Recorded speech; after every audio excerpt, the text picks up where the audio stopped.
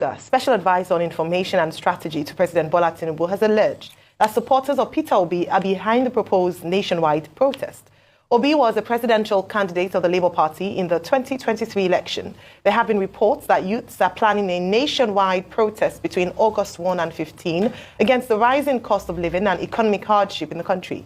The presidential aide claimed that the organizers are the same individuals who hijacked the NSAS protest of 2020. Ononuga wrote, revealed, Peter Obi supporters are the people planning mayhem in Nigeria. Obi should be held responsible for anarchy. They are the people spreading the hashtags End Bad Governance, Tinubu Must Go, and Revolution 2024. They are not Democrats, but anarchists. They are attempting to call out our people via propaganda because their messiah, Peter Obi, failed to win the presidency in the 2023 election. As bad losers, they don't have the patience to wait for another election in 2027. They would rather destabilize Nigeria by staging a civilian coup against President Bola Ahmed Tinubu. Joining us now on the show is Professor Chris Nwokobia, convener of Country First Movement. Good morning, Professor, and welcome to the morning show. Good morning, Ayo. It's my pleasure to be here. All right, let's go straight in. I just gave that, I gave a lengthy read of one of the tweets by Presidential Special Advisor to the President on Information and Strategy, Chief Bayo Ononuga, who's used some very interesting words, anarchists, social or civilian coup. He said that the hashtag and perhaps the movement is being driven or spearheaded by Mr. Peter Obi of the Labour Party. Is there merit to what he's tweeted? There's absolutely no truth to it. And let me start by saying that oftentimes when those who speak for Mr. President do, they forget that they must be keen on doing great service, not only to the presidency, not only to Mr. President, but to the nation. I have always said that truth is a pristine street in the city called brotherhood. There is absolutely no truth in what my boy Bayo Ononuga had written. And let me also say that opposition is a pristine boulevard in the city called patriotism. You cannot expect to have a country without critical opposition. And Ayo, wonder about this, and this is for the viewers to ponder. Peter Obi allegedly lost an election last February. He did not call the people out to protest. Through the period of the judicial process, he did not call the people out to protest. It's a year and months after that he would sit back to ask the people to protest. There's something even the greatest critic of Peter Gregory Obi would say. He's a man of peace. He loves due process. And at some point, you can bear me witness, I called him out about certain issues. And I said he was allowing so many things to go wrong, even at the level of the party, because he wants peace and due process. And that same Peter Gregory Obi is one Bayo Ononuga is trying to rope in a process that is absolutely within the purview of the Gen Z generation. And let me show you something.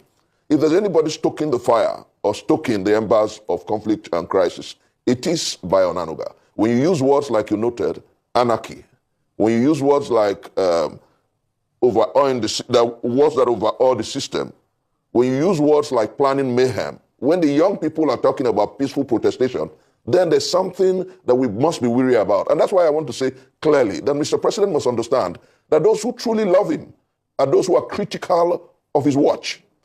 I know that the Holy Book says that open rebuke is better than strict love. Those who truly love him are those who are critical about how his watch is going. Those who are sycophants, who pat his back when things are going wrong, are the haters of not only the president, haters of the presidency, and haters of our country. When I read through what Bayo Ononuga wrote, I wondered how much hate he has for Mr. President and not love. Because you are, don't forget, and I say without fear of querulous critics, that the cliche, when a man is down, he needs fear no fall, is true. And if Bayo Ononuga understands this reality and understands what this Gen Z generation is facing, if he understands this reality and understands that when you go to the market, you need 10,000 naira to buy an average tuber of yam. When he understands that this Gen Z generation are aware of what goes on around government, that over $100 million was spent in purchase of a presidential aircraft when roads, connecting roads to the farms and the villages are not well and are not good. When you understand the fact that they are out of school and they're through with youth service and there's no job. When you understand the fact that the Nigerian hoi polloi is buffeted, traumatized, tyrannized, and harangued by hunger, poverty, disease, and despondency, when you understand that the shortage of food and the spiraling rate of inflation affects everybody, when you understand that hunger, disease, and despondency is beyond ethnicity, when you understand that the challenge facing the Nigerian people is beyond partisanship, he would write nicely and seek to create a better environment for negotiation and perhaps dialogue with those who are aggrieved. Okay. I mean, how do you juxtapose all of this when Onanuga, as is fondly called him, in 2012 tweeted songs of protest and was excited about the protest against Goodluck Jonathan then, with his position now of a protest? What has changed? Might you help us want to understand? My brother Rufai, good morning. A lot has changed. He has his hands now perhaps in the cookie jar or very close to the cookie jar. A lot has changed. Perhaps he must sing the praise of his masters. A lot has changed because when people put egocentric interests over and above popular interest, they begin to talk from two sides of the mouth. Rufai, with all sense of respect, in 2012 when we marched out at Ojota against the fuel price increase by the then president, Goodluck Jonathan. Even our dear president was absolutely in support, materially and morally, of that protest. Bayo Onanuga and co. hailed our action. He also sincerely addressed the rally about 2-3 times. And it was a long, drawn-out rally, about 11 days of protestation against Goodluck Jonathan. They saluted it. Now Nigeria is worse than it was then. That's the truth. You know, even the president admitted that in his last broadcast. But he said it's that the process of changing the nation is not an easy one. They tried to gaslight the masses of our people. Yeah, we know that it is bad, perhaps everywhere in the world. But leadership is making frontal, profound, and progressive efforts across spaces. Here, our leadership is taken over by wanderlust, by greed and profligacy. That's the pain here. And so when Bayo Onanuga refuses to understand that the right to protest and protestation is intrinsic in the human makeup, when he fails to realize that the right to say no and to disagree is recognized, enshrined, and respected by the Constitution of the Federal Republic of Nigeria in Chapter 4, when he fails to recognize that Nigerian people have the right to disagree with government, the freedom of assembly, the freedom to hold opinion, and when he fails to realize that peaceful protestation is a universally protected right and decides to allege that those who are behind the protest still in the mill are the obedience, are the IPOP people, and perhaps, if you like, sponsored, machinated, and manipulated by Peter Gregory. It shows the fact that he loves half-truths and falsehood. I want to say without querulous critique, without fear of opposition, without fear of criticism, that the truth is that he's looking a different way. Those who are planning this protest are everywhere across the country. They are the Nigerian hoi polloi, the young people who are traumatized by pain, hunger, and disease. They are those affected directly. As I talk to you, I've got tears in my eyes, welling down my eyes, because it pains me that we have a government that is too removed from the reality, and we have a government superintended by those who believe that protestation and disagreement with state is noble, and suddenly they are now in power. And protestation and disagreement with state has become anarchical. They are now in power, and protestation and disagreement with state is a crime. They are now in power, and disagreement and protestation is anathema. They are now in power, and they want to make the rights of the people to disagree atavistic and shibboleth. And I disagree completely with the state on this. And I want to say that Mr. President understands the anatomy of protest and protestation. So he should call his spokespersons to order. They should stop provoking the Nigerian young people. They should stop creating division, because hunger is indiscriminate of ethnicity. Hunger is indiscriminate of religion or region. And hunger is indiscriminate of the tendencies that they want to whip up. You know, it's not about our pub. It is not about obedience. It's not about Peter Gregory. It's about a generation that wants their nation to work. Correct. Definitely a generation of people who want their nation to work. And as it stands now, it just isn't working. And as you've said, the right to protest is something that it is already protected within a constitution. It's something that should be welcomed. Civil organizations, civil disobedience is something that is part and parcel of a democratic society. But you have said that there is no merit in the comments that attribute the planning of this protest, which is yet to happen, to Peter Obi himself.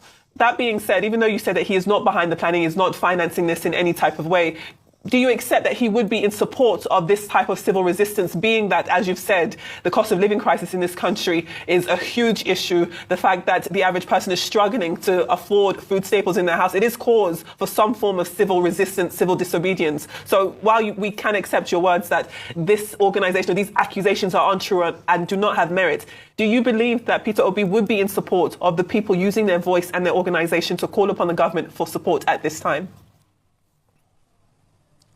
I cannot speak on behalf of Peter Gregory Obi to the extent of what is in his mind, but consistently he has talked about the need for things to be done rightly. He has advocated a society and a system that works. If you were to ask me personally, what are your thoughts? With all sense of humility, I ran for the office of president in 2011 when I was 40. I have my opinion, and with all sense of respect, I lead a movement called Country First Movement. So my opinions are simple. Let the Gen Z generation be peaceful about their protestation. Because the truth is, no matter how much the system tries to gaslight them, no matter how much youth groups and organizations that are paid to discountenance and distance themselves from the planned protest, no matter how badly the system works propaganda against the protest, it's their right. And let me assure you that this generation will protest. What is important is for government and spokespersons of government to reach out to them. What is important is for Mr. President and the security agencies to reach out to them and ensure that the protestation is peaceful. Gaslighting the people, lying about the engagement or involvement of Peter Gregory Obi, it's not going to pay any price. It's not going to earn government or the spokesperson of government any trophy or prize. The truth is that it comes to a point in the life of a nation and a people where, like John F. Kennedy said, those who make peaceful change impossible make violent change inevitable. And let me say also, very importantly, it was Robespierre who said a long time ago that when the poor have nothing to eat, they eat the rich. And it's been a very constant phenomenon in the lives of the Homo sapiens. Mankind has always said no to wickedness. Mankind have always said no to injustice. And mankind will continue to say no to that which is wrong and bad, no matter how much people use the instrument of state to coerce or intimidate. And I want to say very importantly, this is an advice to a president I know very closely, a president I work closely with, a president I understand his temperament and tendencies regarding protestation, that the time has come for him to advise his spokespersons and those around him, to talk to the service chiefs and the IG of police, to talk to those who are in charge of the security agencies. When you continue to threaten these young people, you annoy them, you anger them. What is important is for Mr. President to address the fundamental issues that agitate the people, cut down the size of government, cut down the cost of running government, sell some of those presidential aircrafts, convince the people that you did not spend another $100 million for aircrafts, ensure that your ministers and your aides are accountable to the people, cut down the salaries and emoluments of those who serve in government, ensure that the National Assembly, I'm not talking about the party tokenist tendency of cutting salary for 6 months by half. I'm talking about the total package. 469 members of the National Assembly should not be taking more from our collective till than over 10,000 workers. A member of the National Assembly should not receive more salary than a professor. There must be a holistic overhaul of our system. Do not gaslight the people. It will not pay any price. If you're able to avert the looming protest, for how long will you keep it in check? If government continues to run this way, there'll be much more protest after now. The time is right to do right, and Mr. President must work in tandem with global realities, cut down the cost of governance, become more responsible and responsive to the people, and check how you run the system. That's what is necessary, not gaslighting people or looking for people to blame. All right, thank you for sharing that, because we did share that opinion in terms of that. To be honest, and if you and I'll ask you this, if you look at the Kenyan situation or what we've had in the past, I don't think anyone would want to encourage or see a protest happen. Because at the end of the day, what people want is good governance. What the people want is that the president and the leadership are responsible and accountable to them, especially also demonstrating that they're listening. So I think that's important to highlight. And I'm glad you talked about what must be done in the medium to long term to ensure that we not only avert a protest, but also subsequent ones that could arise as a result of people feeling, marginalized. But in terms of the next few days, because August 1 is in a few days, what are the quick wins? What are the low-hanging fruits? What must the people see? Like very quick things that he must do in the immediate. I hear you, and I've listened to the broader things, some immediate, some long-term. But what are the, maybe if you had a 5-point agenda that the people would begin to see? Because again, some of these things you talked about, like economic reforms, they take time. So people are going to have to be patient to see the result. But what are those things that would indicate or would serve as an indicator that this government is serious and really ready to listen to the people, and also prevent anyone coming out to protest as a result of them feeling that this government is not responsive? If I were Mr. President, faced by the present challenges and faced by the raging anarchy, raging anomie, and raging trouble, I would speak to the Nigerian people. I would first of all lampoon and perhaps punish the spokespersons of state who are inciting conflict and anarchy. Then I will talk to Nigerians and tell them that I understand their pains. Then I will begin pronto to cut down the cost of governance and reduce the size of my cabinet. Then I will move to the National Assembly and say to them, you cannot be taking 29 million every month when Nigerians barely have food. And we must cut the cost of sustaining the National Assembly. We cannot continue to spend hundreds of billions on 469 members of the National Assembly every year. I will come back to the Nigerian people and say to them that this is my total emolument and I'm cutting it by so and so percent, and make it effective and effectual. Salaries are going to be paid this week. Show to the Nigerian people proof that this has begun. And then one very important thing he must also do is, rather than the threat, and you see operators of states have been spending money and calling press conferences, throwing monies at youth groups and cash TVs. Mark my choice of words. Throwing money at youth groups and cash TVs and asking them to disown and denounce the protestation. I tell you what it does. It further deepens the resolve of those who want to protest. It does not dissuade them. And so Mr. President must begin to tell those who are using this to cash out that you are actually provoking the people who love their country. When I started this interview, I told you that truth is a pristine street in the city called Brotherhood. And I went further to say that opposition. Can I ask, Prof? I went further to say that opposition. Yes. I want you to also bring in the governors in, because we keep, you're saying Mr. President, but it's not just the president who is responsible. I'd like you, as part of your conversation, responsibilities of subnationals, the governors, what is their role, what's their responsibility as well? Let me say this. I've always said to Nigerians who care to listen that laying blames on governors is a precedent for trying to continue this meddlesome presidential system that is at best false. Governors will tell you that they get money from Abuja. And the local governments, 774 local governments, including 36 states, do not get more than 42% of federal allocation. So the buck stops at the table of Mr. President.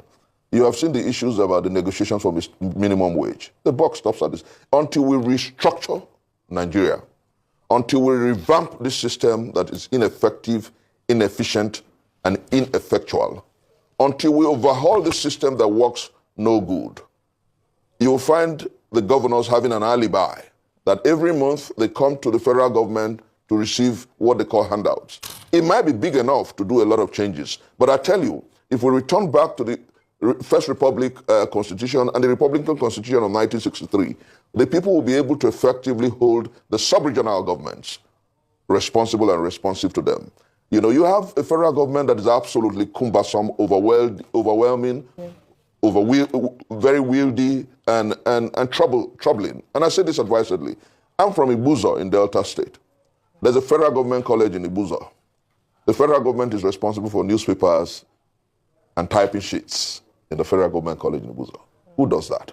How can you succeed? I know that there are roads across this country that they say the federal. Why can't states control their resources and be responsible for connecting roads within the states and schools within the states? So I think that until we overhaul the system and ensure that we have a working and a workable system, blaming the government, that's why they're quiet. they know that these protestations is being planned in their various states. You know, those who are looking for, it's just like looking for a black goat in the night. The only thing to do is to shine the light on the system. And how do you do that? The only person who can ensure that there's a peaceful protest come 1st of August to the 10th of August is Mr. President. Those who are speaking against it and threatening the people are the ones who are threatening mayhem, and that they're the ones who are walking the system to anarchy. I have said, and I'm repeating it here, that Mr. President understands the anatomy of protest and protestation. He did that with us after the June 12th. He even went into exile. He came back. He supported the protestations against the government of Jonathan, so he understands it. He must tell those who are distancing themselves and spending government resources, pouring out monies to cash activists, ex-Nance presidents, I don't know what that means. This group, that group, I don't know what that means.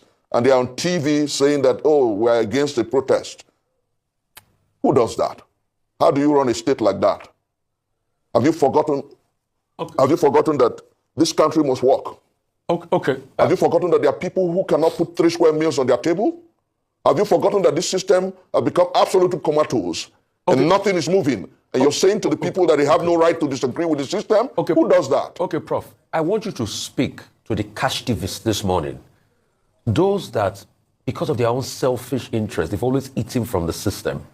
They don't mean well, but they hijack everything possible for their own. They're the ones that are quick to make statements across the country.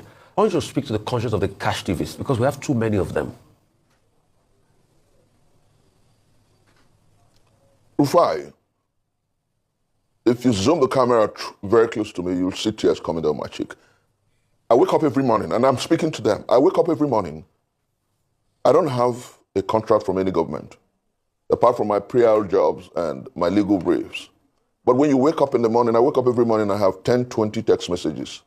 Please, Prof, even if it's 2,000, even if it's 5,000, even if it's 10,000.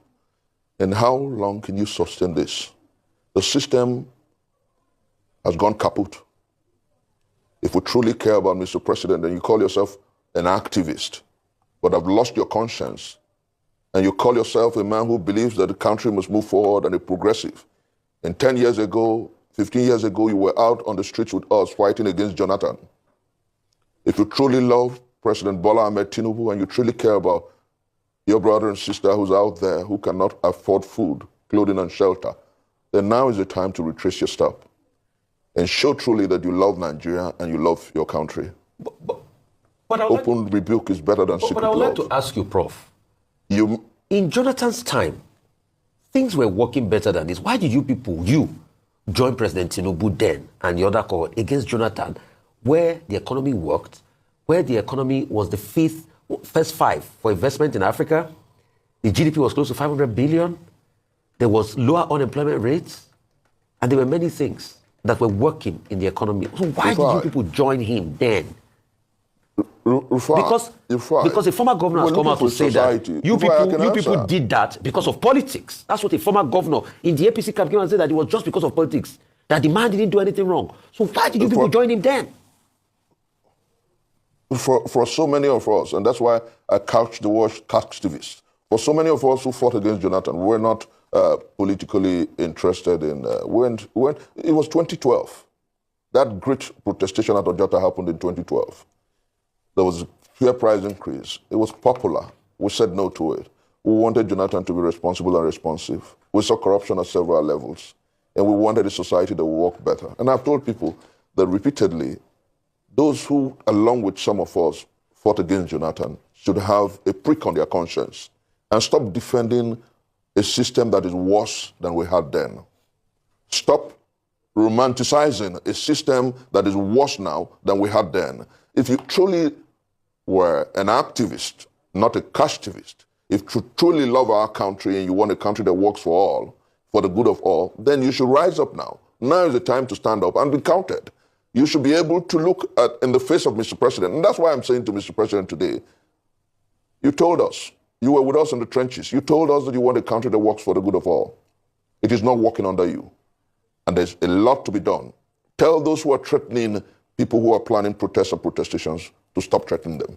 Reach out to Nigerians. It is not difficult to do the right thing. Madiba Nessin Rolik Shlala said a long time ago that the time is always right to do right. If you have gone so far on the wrong road and you know that it is hurting the Nigerian people, turn back and do what is right. Prof. The only legacy you owe the Nigerian people is to walk and align with what will make life better for the masses of our people. But Prof. Gaslighting those who are saying that we must make our country work is anathema. It is wrong. Prof, Go on, it go on, was Rufai. your protest like your protests that pulled a man that was putting this economy on the path of growth then out and brought in the APC that destroyed the economy, that in the last 8 years, you have seen a downward spiral. Do you regret the things protesting against Jonathan then? Because you see, the same fuel subsidy you people went out on the street in Ojota to protest then, it's still the same subsidy that Tinubu has removed today. And you called Jonathan a demon that time. So do you people regret what you did in 2012? No, but has it... Rufai, there are questions that agitate my mind as I answer that question. Has it truly removed that subsidy? You know, there's a whole lot of deceit in that sector. But let the me question answer is still up. So do you Rufai, regret what you people did against Jonathan that time? No, I do not regret fighting for a better society. My pain is the fact that those who, along with us, fought for a better society were absolutely hypocritical, pharisaical, and untrue to what we said on paper. I will continue to fight. Rufai, remember that I headed one of the arms of Buhari's campaign. I was the DG Change Ambassadors of Nigeria. And 2 years into Buhari's government, exactly 2 days after Lai Mohammed announced the cliché, change begins with you, I came on national TV and I said, no, that's not what we told Nigerians. We told Nigerians that we will lead the change. And our mantra was change. You don't, after we'd gotten power, turn the responsibility to the Nigerian people. And so many people who are basically the cash TVs today said that I was angry because I wasn't given an appointment by Buhari. 2 years after, in 2017, that was when I left, I stopped supporting Buhari's government. I became one of the greatest critics of that government. I have remained critical of the APC, not necessarily because of politics, but because we promised to do better. We promised to outperform Goodluck Ebele Jonathan. But years down the line, after 8 years of larceny, 8 years of profligacy, 8 years of low cost under President Muhammad Buhari, we're increasingly seeing something that is tending towards being worse than that. Prof, will you call Tinubu your hero at some it. point? Femi, please step in. Prof, just one word. Would you call Tinubu your hero at some point? Just one word as Femi He knows comes I in. wouldn't. Okay, good. He Femi. knows I wouldn't. He said no. I Okay, have you said, wouldn't. no, I wouldn't. I have said time without number. And if you look at my profile, you'll see. My heroes are one, my late father, who taught me values and taught me to be strong in what I believe. Okay, Prof, The Femi next is needs to mentioned, come in. Release Lala